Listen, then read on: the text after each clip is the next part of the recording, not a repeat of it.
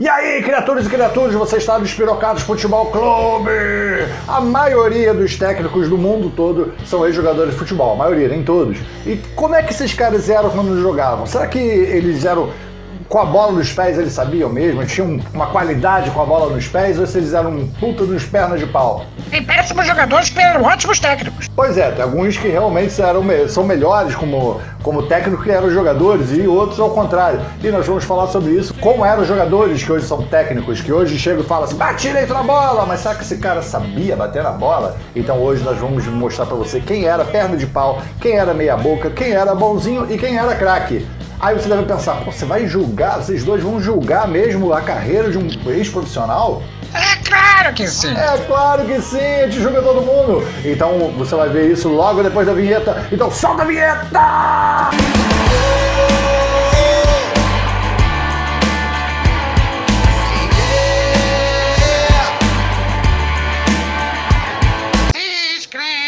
É isso aí, galera, muito importante que você se inscreva, muito importante também que você curta, que você comente, que você compartilhe, que você faça o que quiser, sugira outras pautas e entre outras coisas, tá beleza? Estamos atendendo muitos pedidos ultimamente. Hoje não é de pedido de ninguém. E vamos começar pelo cara que é considerado uma unanimidade, né? No mundo todo mundo considera ele o cara, dentre os técnicos, que é o Guardiola. Não é unanimidade. Não é uma unanimidade? Não pro Renato Gaúcho.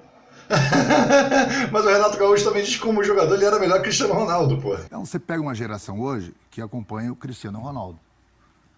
Essa geração não me viu jogar. Jogou na Europa no Roma, né? Um ano. Cara, essa autoestima do Renato Gaúcho tem que ser estudada pela ciência. Verdade. É sinistro. Que autoestima que o Renato Gaúcho tem. Mas enfim, o Guardiola, que é tão né, adorado Guardiola, que fez um trabalho espetacular no Barcelona, no Bayern de Munique, hoje Manchester City. A gente está gravando esse vídeo antes da final, né, da Champions, mas pode ser até que o Guardiola venha a conquistar mais uma Champions League, né? Então, assim, a carreira dele é maravilhosa. Também só dirigiu também timaços, né?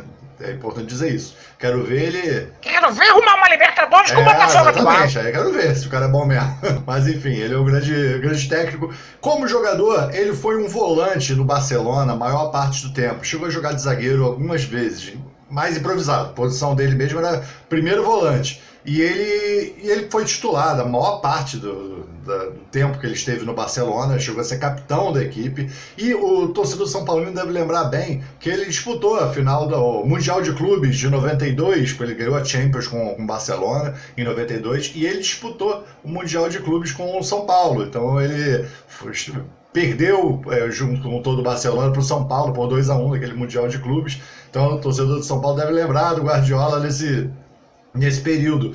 E o Guardiola também defendeu a seleção espanhola, brasileira, ótimo, a seleção espanhola por muito tempo e esteve na Copa de 94, foi cortado em 98 por causa de contusão, mas ele teve uma carreira extensa na seleção da Espanha, chegou inclusive a ganhar a Olimpíada de Barcelona. Podemos considerar assim, que ele teve uma carreira bem consistente, então podemos botar ele na prateleira de craque. E a bombinha que ele tomou na Roma. Ah, é verdade. No finalzinho já para a carreira dele, ele acabou indo para o Roma. E no Roma ele tomou o famoso Deca. Ele foi pego, quem conhece mais um pouquinho de malha, deve conhecer o Deca, um anabolizante famoso. Ele meteu o Deca para dentro e tomou 4 meses de suspensão jogando no Roma. Tá nadinho, né? Já que falamos dele, então Renato Portaluppi. E o negócio do mundo é comprar o Renato pelo que ele vale e vender ele pelo que ele acha que vale. Mas é verdade. Mas assim, ele foi um grande jogador, sem dúvida nenhuma. Ele, embora tenha fracassado no futebol europeu, quando ele foi pro Roma, ele foi um fracasso total. Tinha muita expectativa em torno dele, ele foi muito mal. Mas no futebol brasileiro ele foi incrível. Bom, ele é o maior ídolo da história do Grêmio. Só isso aí já bastaria para colocar na prateleira de craque, né? Ser o maior ídolo de um clube do tamanho do Grêmio. E ele também é um grande ídolo para a torcida do Fluminense em final de carreira. Chegou no final da carreira e conseguiu ser um grande ídolo para o Fluminense também. E ele ainda teve ótimas passagens pelo Cruzeiro, pelo Botafogo, pelo Flamengo ele teve passagens muito vitoriosas, foi mais de uma. E ele só não foi bem no Atlético Mineiro e no Roma. E quase disputou a Copa do Mundo de 86, se não fosse a sacanagem dele lá, a besteira dele com Leandro, pularam pra festa, pra concentração. Se não fosse isso, ele teria ido. E em 90 ele disputou a Copa do Mundo, foi reserva, entrou no segundo tempo contra a Argentina, na eliminação da seleção brasileira. Então não tem como não colocar o Renatão na prateleira de craque. Então é isso aí, Renatão, você não é melhor do que Cristiano Ronaldo, mas você tá na prateleira dos craques. E o técnico do Timão? Wagner Mancini, atual técnico do Corinthians. O Wagner Mancini começou no Guarani, ele chegou a jogar na Portuguesa ao lado do Denner, do cracaço Denner, ele era um volante também. O Renato Gaúcho é um atacante como técnico, é muito raro, você vai ver que é muito raro atacantes técnicos, geralmente são de volante para baixo, geralmente jogadores mais defensivos que viram técnicos, não sei porquê, e ele era um volante, e jogou ao lado do Denner na Portuguesa. Jogou no Grêmio, na época o Grêmio ganhou a Libertadores, em 1995, mas ninguém lembra muito dele com o Grêmio, mas que ele jogou. E dali pra frente ele passou a ser aquele jogador que cada ano tá num clube diferente. Aí jogou muito em vários times do futebol paulista, como Ponte Preta, São Carlense, Ituano. Ele ficou passeando por vários times.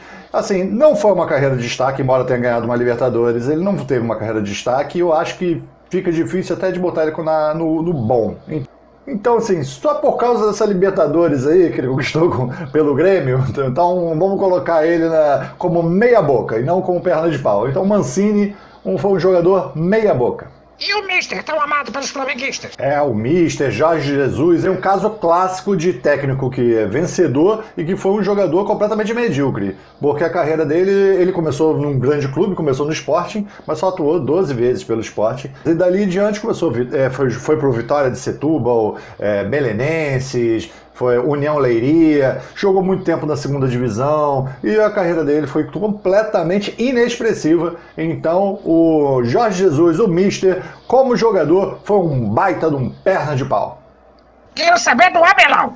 O Abelão, ele começou no Fluminense, era zagueiro, um zagueiro casca grossa. Começou no Fluminense e no Fluminense nos anos 70, e no Fluminense ele geralmente ficava mais na reserva que outra coisa. Mas a carreira dele deu um levante depois que ele saiu do Figueirense para o Vasco. E aí no Vasco ele se firmou como titular, foi muito bem. Dali partiu para o Paris Saint-Germain. O Paris Saint-Germain ele passou 2 anos muito bons, muito consistentes no Paris Saint-Germain e acabou valendo isso, a vaga dele para a Copa do Mundo de 78. Então ele disputou, ele era reserva, mas estava lá no elenco da seleção na Copa do Mundo de 78. Então podemos dizer assim que a carreira dele foi boa. Acho que foi uma boa carreira, esteve inclusive numa Copa do Mundo. Então não chega a ser um craque, mas foi uma boa carreira do Abelão. E aquela doença, o Tite? O comandante da seleção brasileira, Tite, foi um clássico perna de pau. Ele começou a carreira no Caxias, depois foi para a Portuguesa e aí foi para o Guarani, onde ele viveu alguns vice-campeonatos, né? Vice-campeão ele era volante, mais um volante gaúcho, né? Tem muito volante gaúcho, zagueiro gaúcho, tem muito como técnico. E ele foi para o Guarani, onde ele foi, o ápice da carreira dele foi que ele foi vice-campeão brasileiro em 86, um período muito forte do Guarani, né? Depois foi vice-campeão em tese brasileiro de 87 também, a história da Copa União, né? Que o Guarani foi vice-campeão do esporte, né? Para a CBF é o vice-campeão. E ele foi vice-campeão de novo. E em 88 foi vice-campeão paulista também pelo Guarani, mas título ele nunca ganhou nenhum. Então, assim, perna de pau total. Mas ele teve muito problema de lesão também. Ele teve um problema muito grave de ligamento e encerrou a carreira aos 28 anos. Então não cabe meia boca, não? Não, impiedosamente, perna de pau. Cobra cai. E vamos falar do João Santana? É bom que só de tablet. The tablet. Bafana plays very well in the middle and the left and the right. Antes dele ser um professor de inglês, ele começou a carreira no Olaria, e do Olaria ele acabou indo para o Vasco. E passou um período até bom no Vasco, ele era zagueiro, e ele acabou sendo campeão brasileiro em 74 pelo Vasco. Ele fazia parte do elenco do Vasco, campeão de 74. Foi no Vasco que ele teve seu melhor período, e depois ele foi para o América de Natal, onde ele também ganhou 3 campeonatos potiguar. Mas assim, resumidamente, ele foi um perna de pau. Foi um jogador fraco, numa carreira inexpressiva. Em homenagem ao inglês dele, ele foi o Wooden Leg.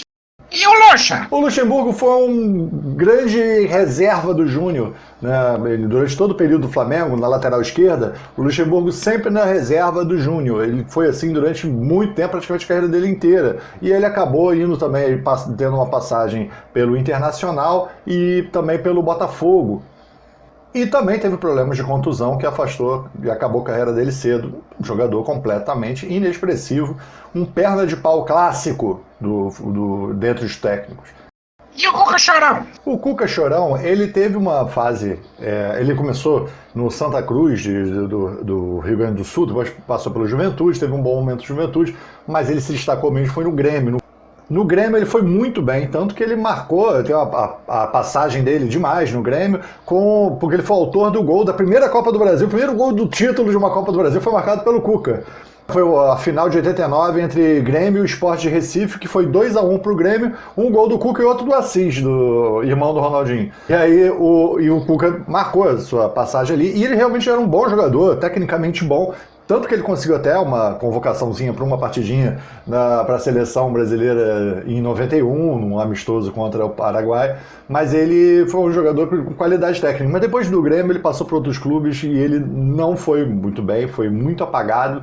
Então, foi pro Palmeiras, Internacional, Coritiba, jogou em vários clubes que ele não teve um grande destaque. Então podemos dizer que a carreira dele foi razoável. O Filipão, ele começou a carreira dele no Aimoré, mas ele passou a maior parte da carreira dele no Caxias, também do Rio Grande do Sul, passou 7 anos lá no Caxias, e terminou a carreira dele no CSA de Alagoas.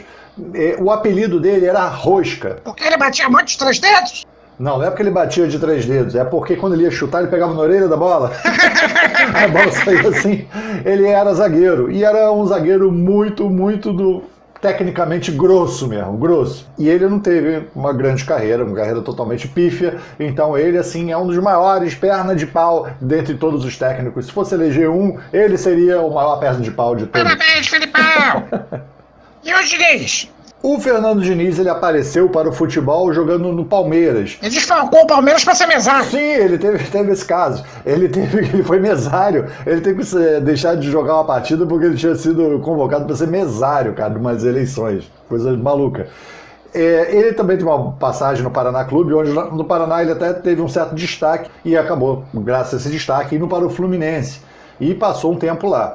Mas sempre foi aquele jogador mais ou menos, às vezes ficava no banco, às vezes ficava titular, jogou um meio campo, ele era meio campo, né, meio campo armador, mais jogando pela direita, mas jogador meio não tão espetacular, não era tão driblador, às vezes fazia uns golzinhos, às vezes dava um lançamentozinho, mas não era aquele cara brilhante. E esse mais ou menos dele, ele levou para o Corinthians e posteriormente para o Flamengo. Um jogador completamente meia boca. E o Rogério Ceni? O Rogério Ceni, ele teve uma carreira brilhante no São Paulo, por um clube, né? Ele fez muitas e muitas partidas pelo São Paulo, é recordista de jogos para uma mesma equipe, ultrapassando o Pelé. E ele é recordista de gols também, que é o maior goleiro artilheiro da história do futebol mundial, é ele, com 131 gols. E ele teve, pelo São Paulo, ele ganhou tudo, ganhou 2 Mundiais de Clubes, 2 Libertadores, ganhou Supercopa, ganhou 3 Brasileiros, ganhou 3 Campeonato Paulista, ganhou muita coisa. E ele foi campeão mundial pela seleção, ele disputou a Copa do Mundo de 2002 e 2006, não teve uma grande carreira pela seleção brasileira, mas integrou bons grupos, né? Jogou 2 Copas do Mundo, esteve em 2 Copas do Mundo, em 2006 chegou a entrar no finalzinho do jogo contra o Japão, substituindo o Dida, mas ele nunca foi titular da seleção. E em 2012 ele foi campeão, né? Estando no banco, foi campeão, pentacampeão pela seleção, né? Então ele, sem dúvida nenhuma, o Rogério Ceni teve uma carreira de craque. Mas se acabamos de eleger o Felipão como o maior perna de pau dentre todos os técnicos no período de jogador, vamos eleger agora o maior craque pelo menos aqui do Brasil, que está como técnico do Brasil, fazendo carreira de técnico do Brasil, que é Hernan Crespo. Esse cara, ele teve uma carreira brilhante. Ele é o 4º maior artilheiro da história da seleção argentina. Ele disputou 3 Copas do Mundo. Ele é um grande ídolo no River Plate. Foi um grande ídolo no Parma, foi muito bem na Inter, no Chelsea. Ele teve uma carreira maravilhosa e é centroavante. Não é mais um volante, zagueiro. E ele teve uma carreira excepcional, tanto pela seleção argentina, quanto pelos clubes que ele defendeu, forte na carreira dele, forte na Argentina, pelo quanto ele representa para o River. E ele também, uma carreira europeia, na Europa maravilhosa. Sem sombra de dúvida, o Crespo foi o melhor jogador que se tornou um técnico que atua aqui no futebol brasileiro, sem sombra de dúvida. E no mundo, aí ele fica abaixo de alguns, né? Zidane. Pirlo, Shevchenko, tem muita gente. É, verdade. O Xavi também, né? Virou técnico. Vários caras graúdos. Galera, até o próximo vídeo. Fiquem em paz. Valeu! Valeu, galera! Frases inesquecíveis que adoraríamos esquecer. Depois da tempestade, vem a ambulância. Vicente Mateus, ex-presidente do Corinthians.